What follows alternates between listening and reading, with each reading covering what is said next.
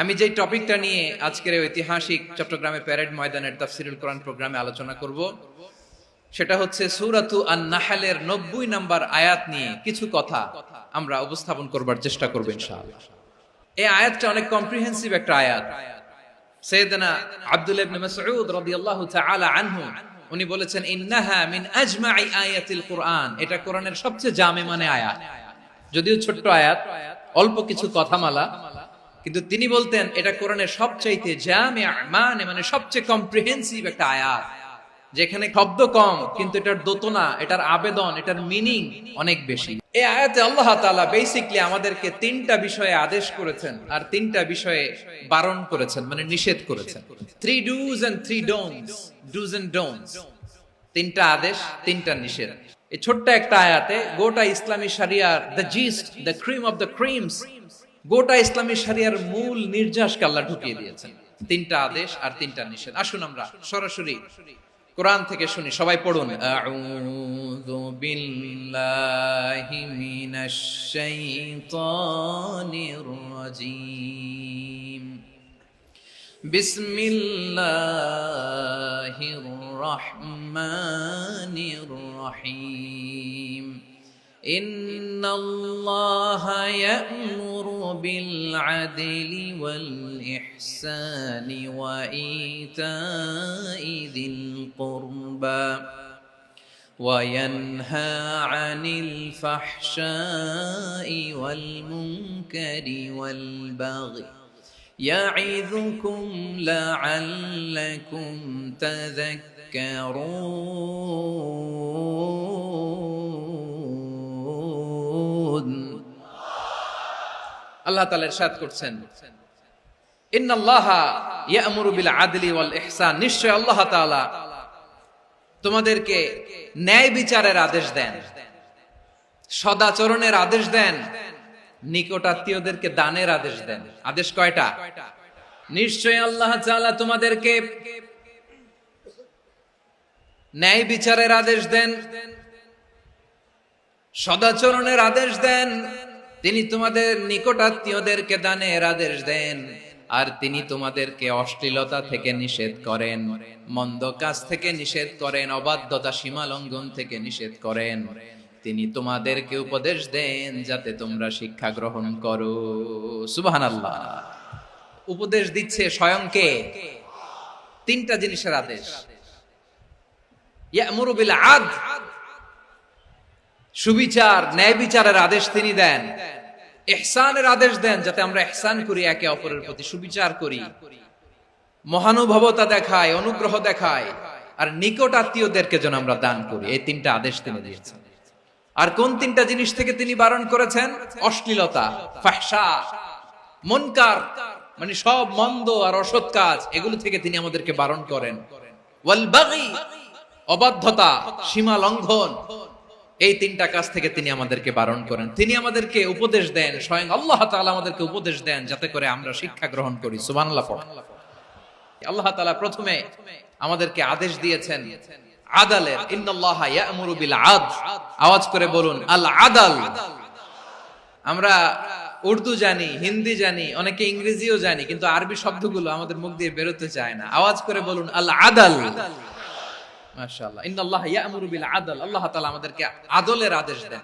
আদল অনেকে না বুঝলেও আদালত শব্দটা বুঝবেন। আদালত, আদালত, আদালত বুঝেন না? যেখানে বিচার কার্যের ফয়সালা করা হয়, কোর্ট কাচারি, আদালত, এটা তো ভেরি কমন। এটা শুনছেন না সবাই? আদালত, যেখানে ন্যায় বিচার হবে, সুশাসন হবে। কিন্তু ভাগ্যের কি নির্মম পরিহাস, ওখান থেকে মিথ্যা সাক্ষী দিয়ে মনমতো রায় দিয়ে দেয়া হয়। এগুলোর পরিবর্তন হওয়ার দরকার আছে না নাই? প্রিয় ভাইয়েরা, আদালত, আল আদল, ইংরেজিতে বলে জাস্টিস, ন্যায় বিচার, সুবিচার, সুশাসন, জাস্টিস, আল আদল, সব জায়গায় এই জাস্টিস থাকা দরকার। Justice should be prevailed in the society. The mission of all prophet was to uphold the justice. সব নবীর মিশন ছিল এই জাস্টিসকে, আদালকে, সুশাসন আর সুবিচারকে নিশ্চিত করা। পড়েন সুবহানাল্লাহ। And the core message of every divine scripture was to uphold justice. পৃথিবীর সব আসমানি কিতাবের মূল শিক্ষা ছিল এই জাস্টিসকে সমাজে এনশিওর করা, সুবিচার সুশাসনকে এনশিওর করা। তাহলে প্রিয় ভাইরা, আমরা বুঝতে পারলাম আল আদ শব্দের মানে হচ্ছে ইনসাফ বা সুবিচার বা ন্যায় বিচার। এটা হচ্ছে একটা general meaning, very general meaning. আপনি যদি ইন ডেপথ বুঝতে চান, আরো ভেতরে যান, তাহলে আদাল মানে হচ্ছে সমন্বয়, আদাল মানে হচ্ছে ভারসাম্য, ব্যালেন্স। আদাল মানে হচ্ছে মধ্যম পন্থা। সুবহানাল্লাহ পড়েন। কারণ সব সময় সমান সমান হইলেই সুবিচার হয় না। কথা কি বুঝতেছেন? ইসলামের দ্য কনসেপ্ট অফ আদাল, এটা এমন আদাল, এটা সব সময় সমান সমান নয়। যখন সমান সমান দেয়া দরকার, ইসলাম সমান সমান দেয়। যখন ব্যালেন্স করা দরকার, চেক এন্ড ব্যালেন্স, সমন্বয়, ভারসাম্য করা দরকার, তখন ইসলাম ভারসাম্য করে দেয়। এটার নাম আদাল। সুবহানাল্লাহ। সহজ করে আপনাদেরকে বুঝাই। যেমন ধরুন, একটা পরিবারের 3 জন সদস্য, স্বামী, স্ত্রী আর সন্তান।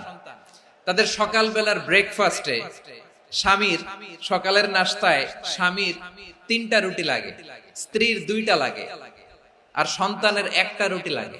এখন আমি যদি সমান সমান করে আদল করতে চাই, সবাইকে যদি 3টা করে রুটি দেই, তাহলে স্বামী বেচারার জন্য ঠিক আছে? কি বলেন? কথা কি বুঝতেছেন না কষ্ট হয়ে যাচ্ছে? যদি সমান সমানের নিয়মে আগাই, তাহলে 3টা করে যদি রুটি দেই, স্বামীর জন্য ওকে, কিন্তু স্ত্রীর জন্য 1টা বেশি হয়ে যায়। আর সন্তানের জন্য কয়টা বেশি হয়? আচ্ছা, এই তো বুঝতেছেন, মাশাআল্লাহ। আচ্ছা, 2টা করে যদি সবাই রে দেই সমান সমান নীতিতে, তাহলে স্ত্রীর জন্য, স্ত্রী বেচারির জন্য ঠিক আছে, কিন্তু স্বামীর কয়টা কম পড়ে? আর সন্তানের বেশি হয়ে যায় কয়টা? আচ্ছা, সমান সমান নীতিতে সবাইকে যদি সকালের নাস্তার জন্য 1টা করে রুটি দেই, সন্তানের জন্য ঠিক আছে, কিন্তু স্ত্রী বেচারির কম পড়ে কয়টা? স্বামীর কম পড়ে কয়টা? 2টা। কথা কি বুঝতেছেন?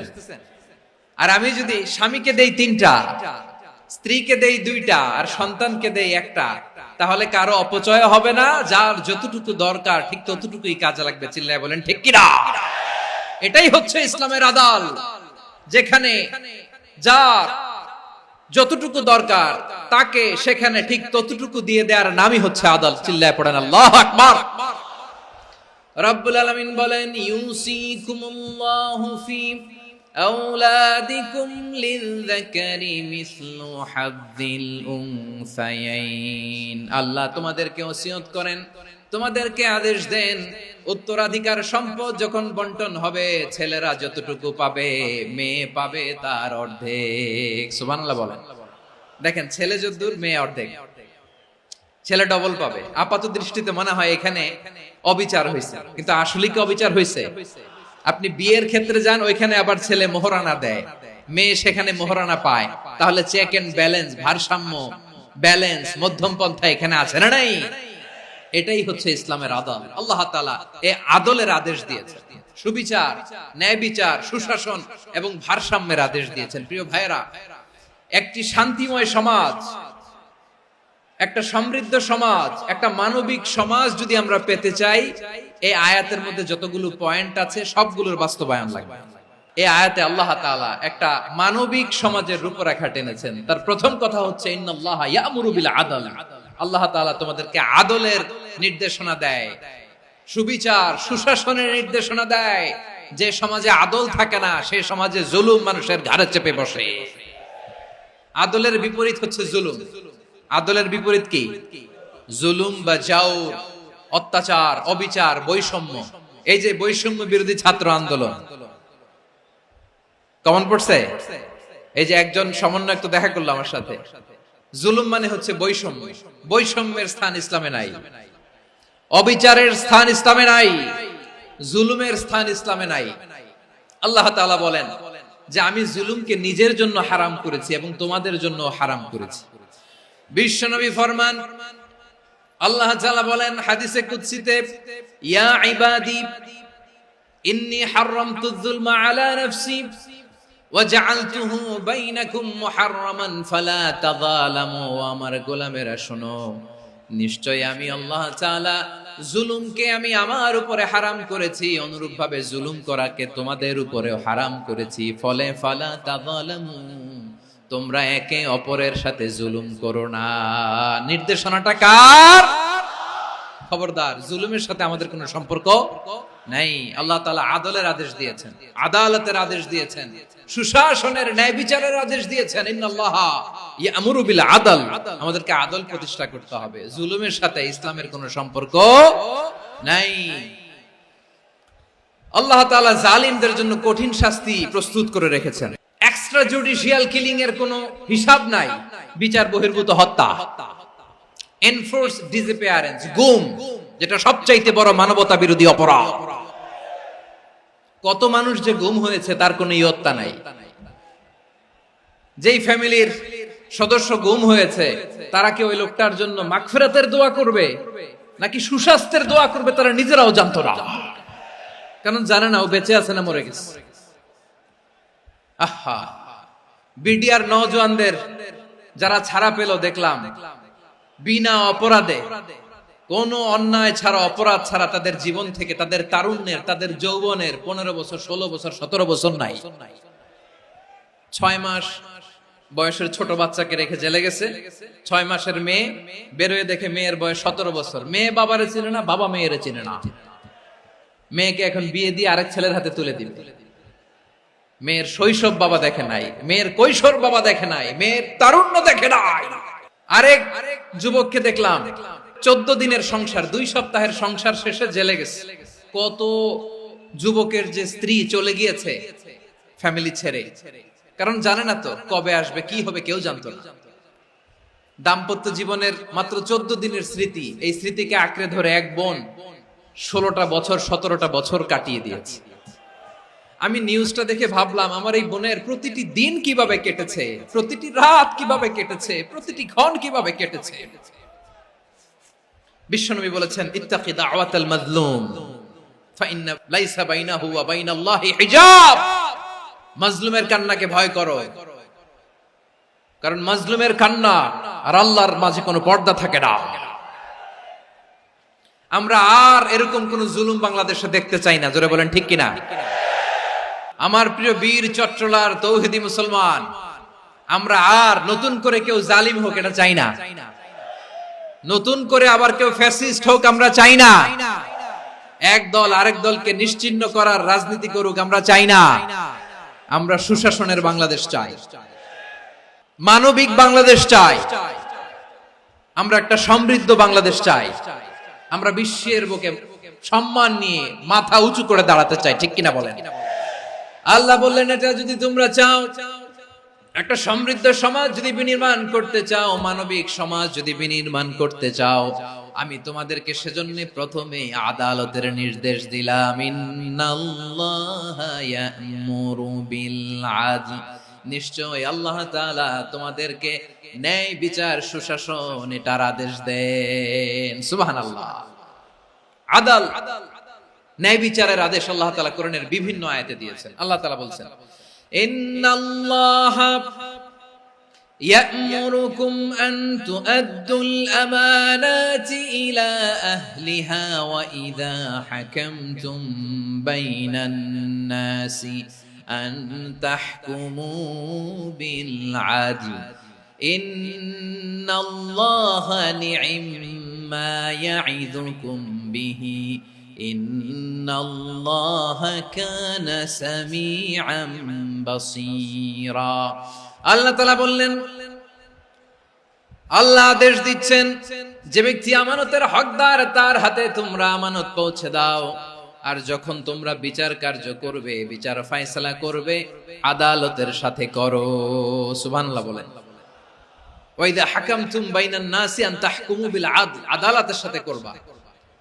আল্লাহ তাআলা বলেন, যারা জাজ হবে, বিচারক হবে, তাদের যদি বাদী বিবাদীর কারো সাথে শত্রুতা থাকে, কারো সাথে যদি কোনো ধরনের রেষারেষি থাকে, আল্লাহ বলেন বিচার কার্য করতে যে ওই শত্রুতা রেষারেষির কারণে আদালতের বাইরে যে অবিচার করে বিচার করো না। ওয়ালা ইয়াজরিমান্নাকুম শানাআনু কওমিন আলা আল্লা তা'দিলু ই'দিলু হুয়া আকরাবু লিত্তাকওয়া ওয়াত্তাকুল্লাহা ইন্নাল্লাহা খাবীরুম বিমা তা'মালুন।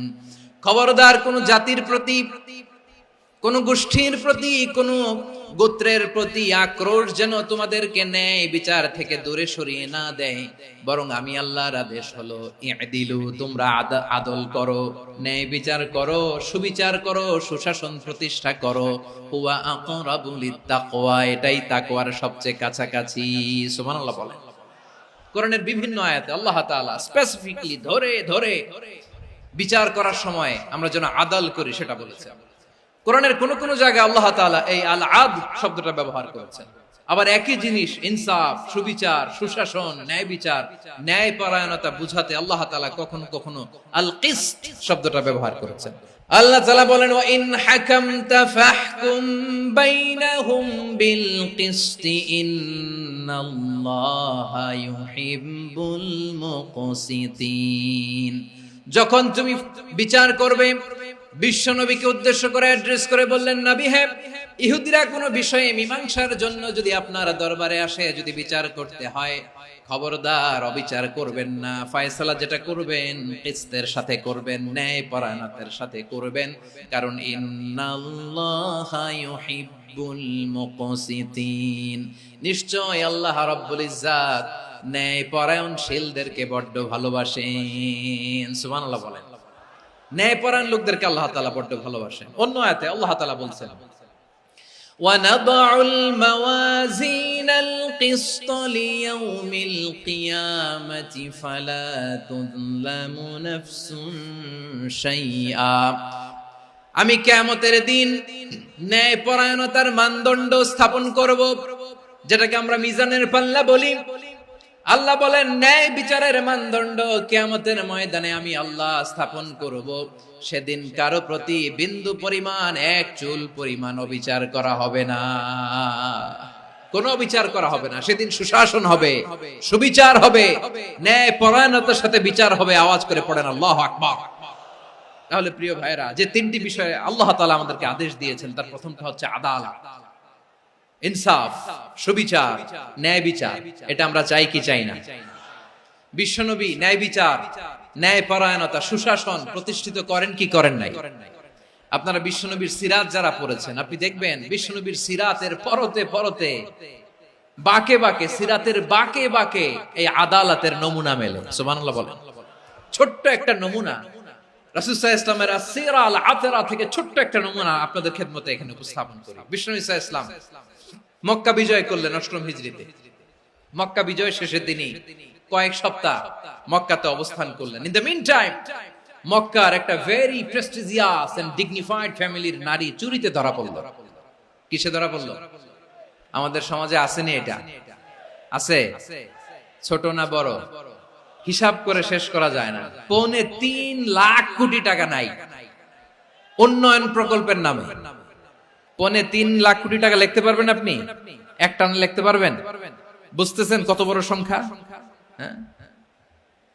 বনু মাখজুমিয়া গোত্রের এক নারী মক্কায় চুরিতে ধরা পড়ল। বলেন তো চুরি করলে বিধান কি?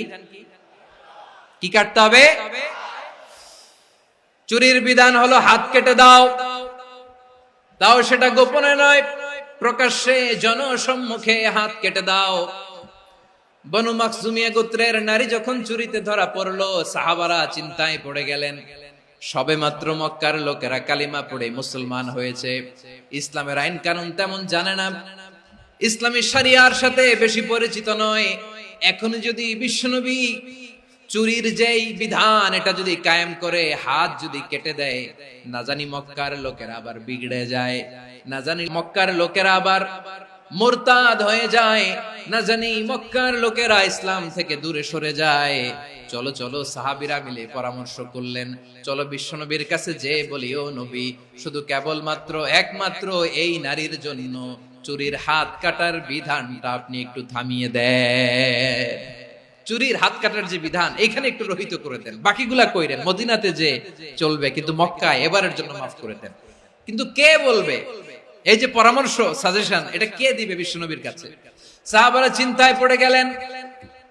আল্লাহর নবীর সামনে দাঁড়িয়ে আল্লাহর দেয়া হুদুদ, আল্লাহর দেয়া বিধান থামিয়ে দেওয়া, মাফ করে দেওয়া, এই কথা বিশ্বনবীর সামনে বলার সাহস তো কেউ রাখে না।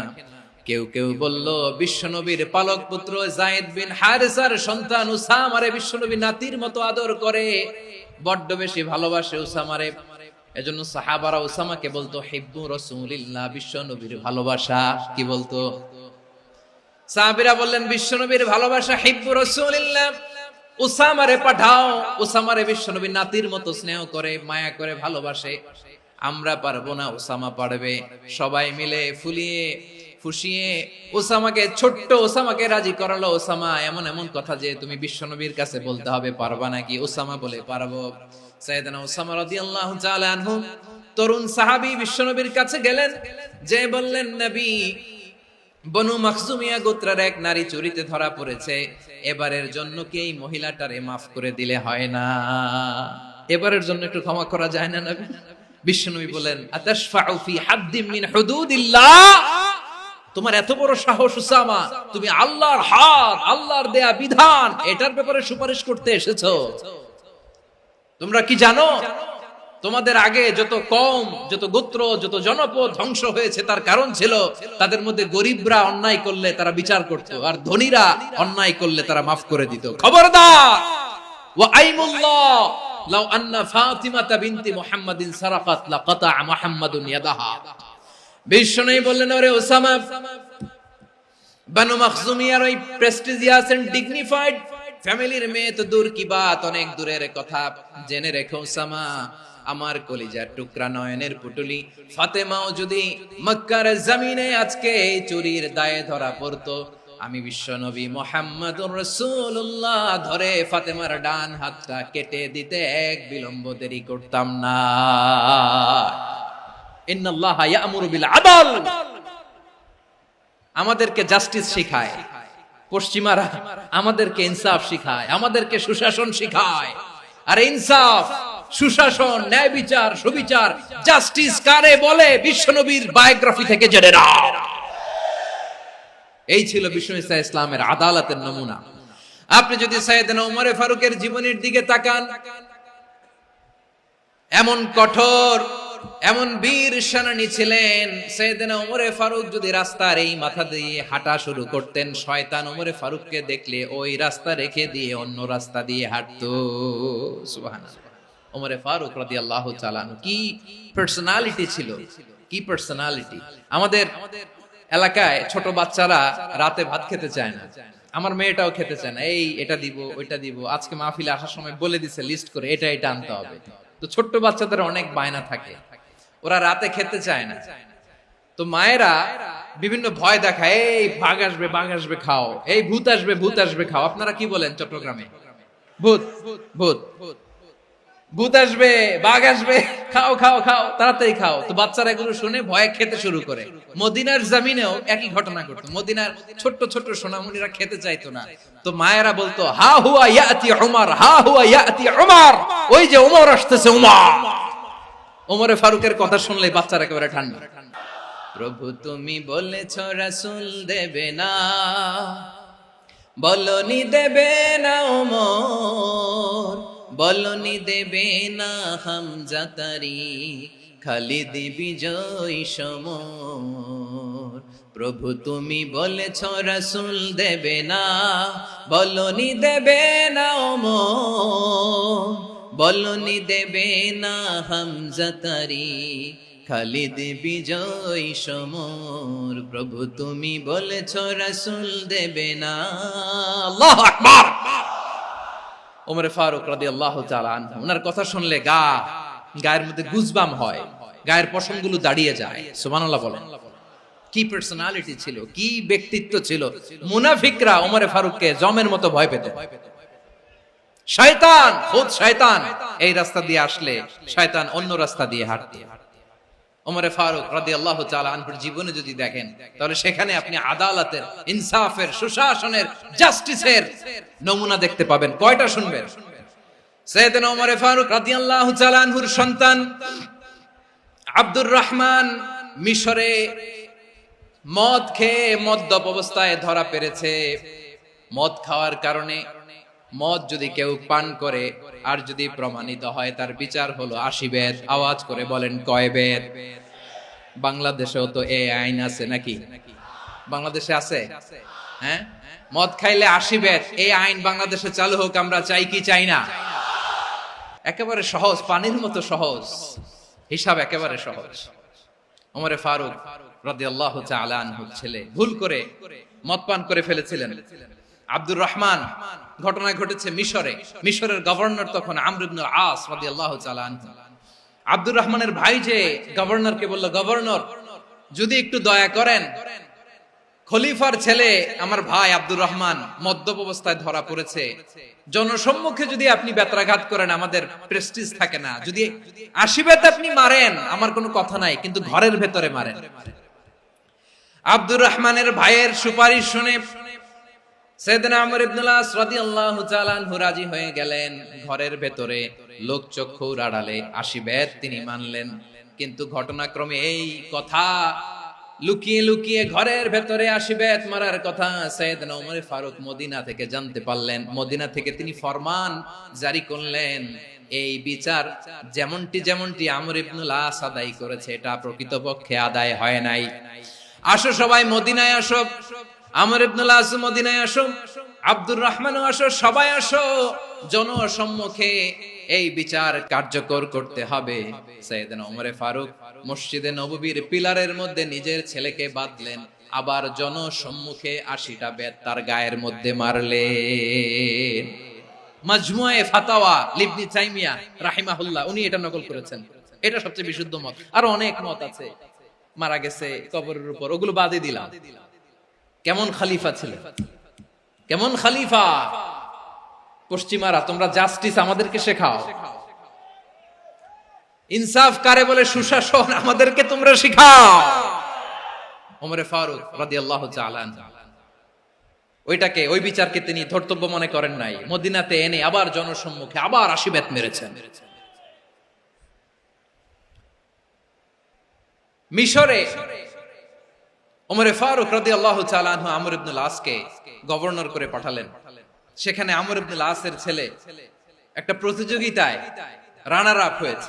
এক মিশরি সেখানে চ্যাম্পিয়ন হয়েছে। রানার আপ বুঝতে পেরেছেন তো? সেকেন্ড হয়েছে। এক মিশরি হয়েছে চ্যাম্পিয়ন, প্রথম। কিন্তু গভর্নরের ছেলে ও জিততে পারে নাই। ও রাগে ওই মিশরির গায়ের মধ্যে কয়েকটা লাঠি দিয়ে বাড়ি মেরেছে। মিশরি যে মদিনাতে ওমর ফারুকের কাছে বিচার দিলেন, আপনার গভর্নরের ছেলে অন্যায়ভাবে আমার গায়ে হাত তুলেছে। সাইয়েদনা ওমর ফারুক আবার ফরমান জারি করলেন, আসো মদিনাতে আসো। মিশরীকে ডাকলেন। ওই মিশরের গভর্নর আমর ইবনে আস রাদিয়াল্লাহু তাআলা আনহুকে ডাকলেন, তার ছেলেকেও ডাকলেন। সবাই বসে রইল। আমর ইবনে আস রাদিয়াল্লাহু তাআলা আনহু মাথা নিচু করে বসে আছেন, লজ্জায় কাচুমাচু। হায় হায়, আজকে আমার ছেলের কারণে আমিরুল মুমিনিন খলিফাতুল মুসলিমিন ওমর ফারুকের কাছে আমি জনসম্মুখে লজ্জিত হচ্ছি। সাইয়েদনা ওমর ফারুক বললেন, এই নাও লাঠি। গভর্নরের ছেলে তোমার মাথার মধ্যে যতগুলো বাড়ি মেরেছে, আজকে জনসম্মুখে তুমি অতগুলা বাড়ি মারো। মিশরি বলে, থাক, আপনি যে ডেকে আনছেন সবার সামনে এটা বলছেন, এতেই আমি খুশি। আল্লাহু আকবার! আপনার মহানুভবতা দেখে আমি খুশি, আর অপমানের দরকার নাই। ওমর ফারুক বলে, না, খবরদার, এই কথা মিশরি তুমি বলো না, মারো, যতগুলা বাড়ি মেরেছে মারো। বাধ্য হয়ে মিশরি আমর ইবনে আসের সামনে ওনার কলিজার টুকরা সন্তানের মাথার মধ্যে বাড়ি মারতে আরম্ভ করলেন। ঠিক যতগুলা বাড়ি গভর্নরের ছেলে আমর ইবনে আসের ছেলে মিশরির গায়ে মেরেছিল, মাথায় মেরেছিল, মিশরি গুনে গুনে ততটা মারলেন। এই দৃশ্য দেখে ওমর ফারুক রেগে মেগে আগুন, রাগের চোটে রাগ সামলাতে না পেরে, আর নিজেকে সামলাতে না পেরে মিশরিরে বললেন, ছেলেরে মারা শেষ হয়ে গেলে এবার বাবার টাক মাথার মধ্যে কয়েকটা বাড়ি মার। রাগের চোটে, আউট অফ অ্যাঙ্গার, রাগের চোটে, যে আমার পাঠানো গভর্নর আমর ইবনে আস তার ছেলেকে কেন আদব তারবিয়া কেন শিক্ষা দিতে পারে না। ছেলেরে মারা হইলে এবার আমর ইবনে আসের মাথার মধ্যে দুইটা মারো। এটা রাগে বলেছে, এটা শাস্তি হিসেবে না। সুবহানাল্লাহ পড়ো। তোমরা আমাদেরকে সুশাসন শিখাও। বিশ্বনবী বলেন, আদালত এটা যেন বিষয় না, এটা দিয়েই মানবিক সমাজ গড়তে হবে। আল্লাহ তাআলা কিয়ামতের কঠিন ময়দানে যেদিন স্বামী স্ত্রীকে চিনবে না, স্ত্রী স্বামীকে দেখে পালিয়ে যাবে, বন্ধু বন্ধুরে চিনবে না, পীর সাহেব মুরিদরে চিনবে না, মুরিদ পীর সাহেবরে চিনবে না, দলের কর্মী তার নেতারে চিনবে না, নেতা তার কর্মীরে চিনবে না, বন্ধু বন্ধুরে দেখে পালাবে। এই কঠিন মুহূর্তে সূর্যটা মাথার কাছে চলে আসবে, জমিনটা তামার জমিন হবে, আজকের জমিনের মতো নয়। মানুষ ঘর্মাক্ত, ক্লান্ত, শ্রান্ত মাথার মগজগুলো কানের ছিদ্র আর নাকের ছিদ্র দিয়ে বেয়ে বেয়ে পড়বে। বিশ্বনবী ফরমান, কিয়ামতের ওই কঠিন ময়দানে 7 শ্রেণীর ব্যক্তিকে রব্বুল আলামিন তার আরশের নিচে ছায়া দিবেন।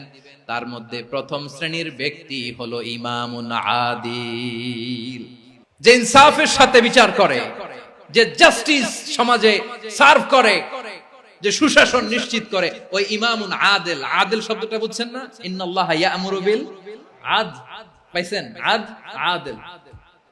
7 শ্রেণীর ব্যক্তিকে আল্লাহ তাআলা সুশীতল আরশের নিচে ছায়া দিবেন, যেদিন তার দেয়া ছায়া ছাড়া কোনো ছায়া থাকবে না। এর প্রথম হচ্ছে ইমামুন আদিল, ন্যায়পরায়ণ শাসক। চিল্লায় বলেন সুবহানাল্লাহ। আবার বিশ্বনবী বললেন, ইন্নাল মুকসিতিনা ইনদাল্লাহি আলা মানাবিরা মিন নূর আন ইয়ামিনির রহমান। কিয়ামতের দিন যারা ন্যায় পরায়ণ হিসেবে আল্লাহর সামনে দাঁড়াবে, কিয়ামতের দিন রব্বুল আলামিন তার আরশের ডান দিকে ওই ন্যায় পরায়ণ লোকদের জন্য আরশের ডান দিকে একটা নূরের মিম্বারে তাদেরকে বসার সুযোগ করে দিবে। আল্লাহর আরশের ডান দিকে ন্যায় পরায়ণ লোকদের জন্য আল্লাহ তাআলা নূরের মিম্বার বানাবে। চারটে কেন কথা মনে করেছেন? আল আদাল, জাস্টিস। ইন্নাল্লাহা ইয়া'মুরু বিল আদল। আল্লাহ তাআলা এই আদালতের নির্দেশনা দেন, সুবিচার, সুশাসন। প্রিয় ভাইয়েরা, এটা আমরা বাংলাদেশে চাই কি চাই না? এই যে অরাজকতা, এই যে অন্যায়, এই যে জুলুম, এই যে ইনকনসিস্টেন্সি, সমাজের অসঙ্গতির প্রধান কারণ জাস্টিস নাই, সুবিচার নাই, সুশাসন নাই। শেষবারের মতো আওয়াজ করে বলেন তো, আমরা বাংলাদেশে আদল চাই কি চাই না? তাহলে প্রথম নির্দেশনা শেষ। আল্লাহ তাআলা তোমাদেরকে আদলের আদেশ দেন। এরপরে আল্লাহ বললেন, আমি তোমাদেরকে ইহসানের আদেশ দেই। ইন্নাল্লাহা ইয়া'মুরু বিল আদলি ওয়াল ইহসান। আমি তোমাদেরকে যেমনি আদলের নির্দেশনা দেই, তেমনি ভাবে তোমাদেরকে ইহসানের নির্দেশনা দেই। ইহসান, আওয়াজ করে সবাই বলেন তো ইহসান। ইহসান মানে কারো প্রতি সফট হার্টেড হওয়া, মহানুভব হওয়া, অনুগ্রহ পরায়ণ হওয়া, অনুগ্রহশীল হওয়া, একে অপরের প্রতি দয়াদ্র হওয়া। একে অপরের প্রতি দয়াদ্র, অনুগ্রহশীল হওয়া ছাড়া মানবিক সমাজ কঠিন কালেও গঠন করা সম্ভব না। প্রিয় ভাইয়েরা, সুন্দর আচরণ দিয়ে, ইহসান দিয়ে যা জয় করা যায়, নরম আচরণ দিয়ে যেটা অর্জন করা যায়, কঠোরতা দিয়ে সেটা পারা যায় না। বিষ্ণু ঈসা ইসলাম ইহসান দিয়ে, কোমল আচরণ দিয়ে, তার অনুগ্রহ দিয়ে তিনি অনেক কাফিরের হৃদয়কে জয় করে ফেলেছেন। সাইয়েদনা সুমামা ইবনে উসাল রাদিয়াল্লাহু তাআলা আনহুর কথা মনে পড়ে যায়। তিনি ছিলেন ইয়ামামার বাদশা। মদিনাতে বিশ্বনবীকে হত্যা করার নিয়তে এসেছিলেন। গোপনে গোপনে বিশ্বনবীকে হত্যা করে আবার ইয়ামামাতে তিনি ফিরে যাবেন। কিন্তু কি অবাক করা কাণ্ড, হত্যা করতে পারে নাই, সাহাবাদের হাতে তিনি ধরা পড়ে গেলেন। সাইয়েদনা সুমামা ইবনে উসাল রাদিয়াল্লাহু তাআলা আনহু হত্যার নিয়তে আসলেন, কিন্তু হত্যা করতে পারলেন না। সাহাবারা ওনাকে ধরে ফেললেন, ধরে মসজিদে নববীর পিলারের মধ্যে বেঁধে রাখলেন। সুমামা ইবনে উসাল, সিরাত থেকে শুনে, সিরাত থেকে শোনাচ্ছি, রাদিয়াল্লাহু তাআলা আনহু ইয়ামামার অধিপতি ছিলেন। বিশ্বনবীকে হত্যার জন্য আসছেন, ধরা পড়ে গেছেন, এখন মসজিদে নববীতে বেঁধে রাখছেন। তার মানে বন্দী। এখন স্ট্যাটাস কি? বন্দী, ক্যাপটিভ। তো বিষ্ণু ঈসা ইসলাম সাহাবাদেরকে বললেন, তার খোঁজ খবর নিও, সুমামা ইবনে উসালের খোঁজ খবর নিও। সাহাবারা বলেন, ইয়া রাসূলুল্লাহ, আপনাকে হত্যা করতে এসেছে, তার তো কঠিন ক্যাপিটাল পানিশমেন্ট হওয়া দরকার, কঠিন শাস্তি হওয়া দরকার। বিশ্বনবী বললেন, না, আমি যেটা জানি তোমরা সেটা জানো না, তোমরা সুমামার সাথে ভালো আচরণ করো। বিশ্বনবী সুমামার কাছে গেলেন। প্রথম দিন যে তিনি কালেমার দাওয়াত দিলেন, ইমানের দাওয়াত দিলেন, ইসলামের দাওয়াত দিলেন, রিসালাতের দাওয়াত দিলেন, আখিরাতের দাওয়াত দিলেন। পরের দিন যে বিশ্বনবী সালাতের দাওয়াত দিলেন, যাকাতের দাওয়াত দিলেন, ইসলাম কি, কিভাবে, কেমন করে পালন করতে হয় চমৎকার আর্টিকুলেট করতে শুরু করলেন। তন্ময় হয়ে সুমামা ইবনে উসাল রাদিয়াল্লাহু তাআলা আনহু বিশ্বনবীর কথাগুলো শুনতে আরম্ভ করলো। একদিন নয়, 2 দিন নয়, টানা 3 দিন বিশ্বনবী সুমামার কাছে ইসলামকে প্রেজেন্ট করেছেন, উপস্থাপন করেছেন। আওয়াজ করে বলেন, কয় দিন? 3 দিন। 3 দিন মসজিদে নববীতে বাধা। আর সাহাবীদেরকে বললেন, তার খোঁজ খবর নিও, তোমরা যে রুটি বানাও এর মধ্যে সবচেয়ে ভালো আটার রুটিটা তারে দিও, সবচেয়ে রিফাইন্ড খেজুর, যেটা পিওর খেজুর, এটা তারে দিও। আর বিশ্বনবী নিজের উট থেকে দুধ দহন করে ওনার বাড়ির এক কর্মচারীকে বলেছেন, দুধ দহন করে সুমামার জন্য নিয়ে যেও। সুবহানাল্লাহ পড়বেন না?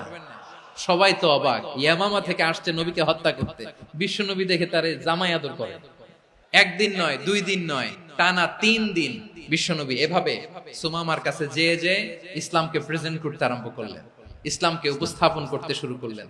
আর তাকে চমৎকার এন্টারটেইনমেন্ট, আপ্যায়ন দিতে আরম্ভ করলেন। টানা 3 দিন যখন ইসলামের দ্য বিউটিজ অফ ইসলাম, ইসলামের সুমহান বাণী, সৌন্দর্য তার কাছে উপস্থাপন শেষ, তাকে আপ্যায়ন শেষ, বিশ্বনবী বললেন সাহাবাদেরকে, যাও এবার সুমামার হাতের পায়ের রশি দুটো খুলে দাও। সাহাবারা তর্ক জুড়ে দিলেন, লা ইয়া রাসূলুল্লাহ, এমনটা করবেন না তো, ভয়ঙ্কর ভয়ঙ্কর খুনি, কি জানি কি হয়ে যায়। বিশ্বনবী বললেন, না, তার হাতে পায়ের রশিগুলো খুলে দাও। সাহাবারা বিশ্বনবীর কথা মতো তার হাতে পায়ের রশিগুলো খুলে দিল।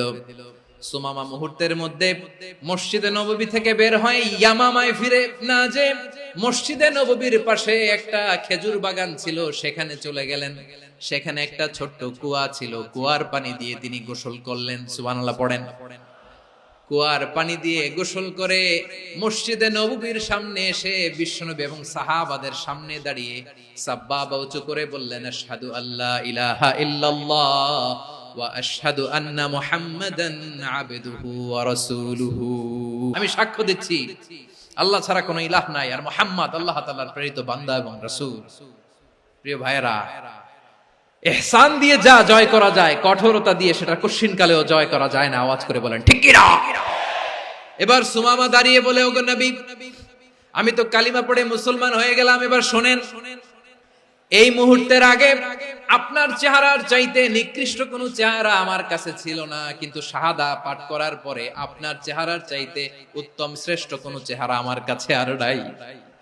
ও নবী, আজকের দিনের আগে ইসলাম ধর্মের চেয়ে নিকৃষ্ট অপছন্দনীয় কোনো ধর্ম আমার কাছে ছিল না, কিন্তু এই মুহূর্ত থেকে ইসলামের চেয়ে সেরা শ্রেষ্ঠ পছন্দনীয় কোনো ধর্ম আমার কাছে নাই। নবী গো, আজকের দিনের আগে মদিনার চাইতে অপছন্দনীয় নিকৃষ্ট কোনো শহর আমার কাছে ছিল না, কিন্তু এই মুহূর্তের পর থেকে মদিনার চাইতে কোনো শ্রেষ্ঠ শহর আমার জানা নাই। সে ছিল গমের বড় ডিলার, গম বেচতো। কি বেচতো? তার গম কিনে মক্কার লোকেরা রুটি খাইতো। সে ঘোষণা দিল, আজকে থেকে মক্কাবাসীদের জন্য সব গম আমি হারাম করে দিলাম, মক্কাবাসী এখন না খেয়ে মরে। সুবহানাল্লাহ পড়বেন না? মক্কাবাসী বিশ্বনবীর কাছে আসলেন, এসে বললেন, মুহাম্মদ, আমরা তো তোমার ভাই, তোমার চাচা, তোমার ভাতিজা, তোমার আত্মীয়, তুমি সুমামারে বলো সে যেন আবার গমের সাপ্লাই মক্কার জন্য অনুমতি দিয়ে দেয়। বিশ্বনবীর অনুমতি ক্রমে সুমামা আবার মক্কাতে গম পাঠাতে শুরু করলো। পড়েন সুবহানাল্লাহ। ইহসান, ইহসান দিয়ে আপনি যেটা জয় করতে পারবেন, you can win the heart of your enemies. ইহসান দিয়ে আপনি আপনার শত্রুর হৃদয়কে জয় করতে পারবেন। এজন্য আল্লাহ বললেন, ওয়া আনফিকু ফি সাবিলিল্লাহি ওয়া লা তুলকু বিআইদিকুম ইলাত তাহলুকা ওয়া আহসিনু ইন্নাল্লাহা ইউহিব্বুল মুহসিনিন। তোমরা আল্লাহর রাস্তায় দান করবে আর নিজেরা নিজেদেরকে ধ্বংসের হাতে ঠেলে দিও না। তোমরা একে অপরের প্রতি ইহসান করবে, কারণ ইহসানকারীদেরকে আল্লাহ বড় ভালোবাসেন। সুবহানাল্লাহ পড়েন। আবার সূরা রহমানে আল্লাহ বললেন, হাল জাযাউল ইহসানি ইল্লাল ইহসান ফাবিআইয়ি আলা, সবাই পড়েন, ফাবিআইয়ি আলাই রাব্বিকুমা তুকাযযিবান। ইহসানের প্রতিদান হিসেবে ইহসানি হয়। বিশ্বনবী সুমামার প্রতি যেমন ইহসান করেছেন, সুমামাও ঠিক তেমন ইহসান ফিরিয়ে দিয়েছে। ঠিক কিনা বলেন? তাহলে এক নম্বরে হচ্ছে আদ, ন্যায় বিচার। দুই নম্বরে সবাই বলেন ইহসান, সদাচরণ। ইহসান দুই ধরনের প্রিয় ভাইরা, ইহসান ফিল ইবাদা, ইহসান ফিল মুআমালা। ইহসান ফিল ইবাদা হচ্ছে একাগ্র অনুভবে ইবাদতে ডুব দেওয়া, এর নাম ইবাদতের ইহসান। সুবহানাল্লাহ পড়ুন। বিশ্বনবী বলেন ইহসান মানে কি জানো নাকি? হাদিসে জিবরিলে সাইয়েদনা জিবরিল আলাইহিস সালাম বিশ্বনবীকে বললেন আখবিরনি আনিল ইহসান। নবী আমাদেরকে বলেন ইহসান মানে কি? বিশ্বনবী বললেন আনতা আবুদাল্লাহ কাআন্নাকা তারাহু ফাইন লাম তাকুন তারাহু ফাইন্নাহু ইয়ারাক। ইহসান মানে হলো এমন ভাবে তুমি আল্লাহর সামনে নিজেকে উজাড় করে ইবাদত করবে, তুমি ভাববে তুমি আল্লাহকে দেখতে পাচ্ছ। আর এটা যদি ভাবা তোমার জন্য কঠিন হয়ে যায়, অন্তত এতটুকু তুমি ভাববা যে আল্লাহ তোমাকে দেখতে পাচ্ছেন। ঠিক কিনা বলেন? ও আমার বীর চট্টলার ভাইয়েরা, কেউ যেটা দেখে না সেটা দেখে কে? এই বিশ্বাস হৃদয়ের মধ্যে আছে? নামাজে যখন দাঁড়ান এই ফিলিংসটা আনা যাবে? এসা পর্যন্ত যে আমরা হায়াত পাবো কোনো গ্যারান্টি আছে? সবাই আওয়াজ করে বলেন গ্যারান্টি আছে? গ্যারান্টি নাই। এজন্য বিষ্ণু ইসলাম বলেছে এমন ভাবে নামাজে দাঁড়াও, ইবাদত করো, মনে করো হতে পারে এটাই আমার জীবনের শেষ নামাজ। পারফর্ম দ্য সালাহ as if this is your last and final prayer. এমন ভাবে সালাতে দাঁড়াও, ভাবো হতে পারে এটাই তোমার জীবনের শেষ নামাজ। এমন ভাবে নামাজে দাঁড়াও, ভাবো এটাই শেষ নামাজ। তাহলে নামাজে একাগ্রতা বাড়ায় দিবে কে? ফলে ইবাদতের ইহসান আমাদের অর্জিত হবে। আর মুআমালাতে ইহসান হলো, বিশ্বনবী বলেন ইন্নাল্লাহ তাবারাকা ওয়া তাআলা كتب الإحسان على كل شيء فإذا قتلتم فأحسنوا القتلة وإذا ذبحتم فأحسنوا الذبح وليحد أحدكم شفرته وليرح ذبيحته। ইহসান দুই ধরনের, আওয়াজ করে বলতে হবে কয় ধরনের? একটা হচ্ছে ইহসান ফিল ইবাদা, ইবাদতে ইহসান। ইবাদতে ইহসান কি? একাগ্র অনুভব দিয়ে ইবাদত করা, মন প্রাণ দিয়ে ইবাদত করা। আর মুআমালাতে ইহসান কি? সব কাজে, দৈনন্দিন কাজে, কর্মে, সামাজিক অ্যাক্টিভিটিতে কোমলতা প্রদর্শন করা, অনুগ্রহের সাথে সবকিছু করা। আল্লাহ তাআলা ইন্নাল্লাহ তাবারাকা ওয়া তাআলা কাতাবাল ইহসানা আলা কুল্লি শাই, তিনি সবকিছুর ব্যাপারে ইহসানকে আবশ্যক করেছেন। সবকিছু, মুমিনের সব কাজে ইহসানের পরশ থাকবে। ওয়া ইযা কাতালতুম ফাহসিনুল কিতলা, বিষ্ণুই বলেন তুমি যখন কাউকে হত্যা করো ইহসানের সাথে করো। সুবহানাল্লাহ পড়বেন না? যখন হত্যা করো তখনও ইহসানের সাথে। আচ্ছা হত্যা করবো আবার ইহসান আসবে করতে, করে তো মেরেই ফেলবো আমি। আল্লাহ, ও ভাই একজন খুন করেছে, খুনি, রাষ্ট্রীয় আইনে তার শাস্তি হয়েছে ডেথ পেনাল্টি, মৃত্যুদণ্ড। এখন মৃত্যুদণ্ড দেখে আপনি যেমনি মন চায় তেমনি মারবেন লোকটারে? ওর নাক কেটে ফেলতে পারবেন? ওর কান কাটতে পারবেন? ওর চোখ উপড়ে ফেলতে পারবেন আপনি? যেমন মন চায় তার অঙ্গহানি করা যাবে না। ইহসানের সাথে তাকে হত্যা করো। সুবহানাল্লাহ, this is Islam, this is the true essence of Islam. ওয়া ইযা যাবাহতুম ফাহসিনুয যাবহা, যখন জবাই করবে তখনও ইহসানের সাথে জবাই করো। করব জবাই, ওইখানেও নাকি ইহসান। আচ্ছা কুরবানির দিন আমরা পশুগুলোরে কি করি বলেন সবাই আওয়াজ করে? জবাই। জবাই মানে তো এটারে মেরেই ফেলতেছি, একটু পরে তো টুকরো টুকরো করে গোশতগুলো খাবো, এটারে তো খাবো, এটারে তো মেরেই ফেলবে। বিষ্ণু বলে না, জবাইয়ের মধ্যেও মুমিনের জবের ভেতরেও ইহসানের পরশ থাকা চাই। যখন জবাই করবে প্রাণীটাকে হাত পা টাইট করে বেঁধে নাও, ছুরিটাকে শার্পেন করে নাও, ধারালো করে নাও, যাতে অল্প সময়ে জবাইটা হয়ে যায়, প্রাণীটা যাতে কম কষ্ট পায়। সুবহানাল্লাহ পড়েন। দিস ইজ কল্ড ইহসান। আল্লাহ তাআলা যেমনি আদলের আদেশ করেছেন, ন্যায় বিচার, জাস্টিস এনশিওর করতে বলেছেন, সমাজে ইহসানের ব্যবহার, ইহসানের অনুশীলন তিনি করতে বলেছেন। এজন্য মুমিনের প্রতিটি কাজে, আমার চট্টগ্রামের ভাইরা আমার দিকে তাকান, খেয়াল করে শুনুন, মুমিন জীবনের প্রতিটি কাজে ইহসানের পরশ থাকা চাই। আমরা যেন আমাদের পরিবারের প্রতি ইহসান করি, আমরা যেন আমাদের কর্মচারীদের প্রতি ইহসান করি, আমরা যেন আমাদের কলিগদের প্রতি ইহসান করি, আমরা যেন আমাদের ভাইদের প্রতি ইহসান করি। মুমিন জীবনের প্রতি কাজে ইহসানের পরশ থাকার দরকার আছে না নাই? কথা বুঝতে পেরেছেন? তাহলে আল্লাহ তাআলার তিনটা আদেশ ছিল, কয়টা গেল? প্রথমে কি ছিল? আদল। দুই নম্বরে তিন নম্বরে রব্বুল আলামিন বললেন ওয়া ইতাইদিল কুরবা, নিকটাত্মীয়দেরকে দান করো। নিকট আত্মীয়দেরকে দাও, যারা তোমাদের ব্লাড কানেকশনের আত্মীয় তাদেরকে তোমরা দাও। এখানে জেনারেলি বললেন দাও, কি দিব সেটা তিনি এখানে বলেন নাই, সেটা তিনি সূরাতুল ইসরার মধ্যে বলেছেন। আল্লাহ বলেন ওয়া আতিযাল কুরবা হাক্কাহ, নিকট আত্মীয়দেরকে তাদের অধিকার, তাদের প্রাপ্য তোমরা বুঝিয়ে দাও। দেখেন, একটা শান্তির সমাজ, একটা সমৃদ্ধ সমাজ, একটা মানবিক সমাজ গঠনের জন্য আল্লাহ তাআলা বেশি না মাত্র তিনটা অর্ডার, তিনটা ভার্ডিক্ট তিনি জারি করেছেন। এক নাম্বার সুশাসন, ন্যায় বিচার।